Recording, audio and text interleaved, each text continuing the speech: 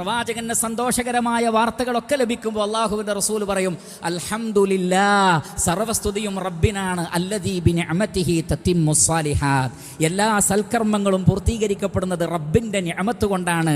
അതുകൊണ്ട് സർവസ്തുതിയും റബ്ബിനാണ്. ഏതവസ്ഥകളിലും, പ്രയാസഘട്ടങ്ങളിലാകട്ടെ അല്ലാത്ത ഘട്ടങ്ങളിലാകട്ടെ, അല്ലാഹുവിൻ്റെ റസൂലിൽ നിന്ന് സ്ഥിരപ്പെട്ടത് അൽഹംദുലില്ലാഹി അലാ കുല്ലി ഹാൽ, ഏതവസ്ഥയിലും റബ്ബിനാണ് സ്തുതി.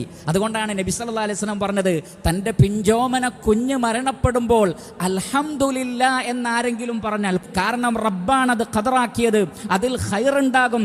എൻ്റെ റബ്ബ് കാരുണ്യവാനാണ്, എൻ്റെ റബ്ബ് നീതിമാനാണ്, എൻ്റെ റബ്ബ് പരലോകത്തന്നെ കൈയൊഴിയുകയില്ല, എൻ്റെ സങ്കടത്തിന് റഹ്മാനായ റബ്ബ് പകരം സന്തോഷം നൽകാതിരിക്കുകയില്ല എന്നെല്ലാം വിശ്വസിച്ചുകൊണ്ട് അൽഹംദുലില്ലാ എന്നൊരാൾ പറഞ്ഞാൽ അല്ലാഹു സുബ്ഹാനഹു വ തആല മലക്കുകളോട് പറയും, സ്വർഗത്തിലൊരു വീടുണ്ടാക്കി കൊടുക്കുക അടിമക്ക്, എന്നിട്ട് ഹംദിൻ്റെ വീടെന്നതിന് പേര് നൽകൂ, അവൻ എന്നെ സ്തുതിച്ചിരിക്കുന്നു അങ്ങേയറ്റം വിഷമഘട്ടത്തിലും.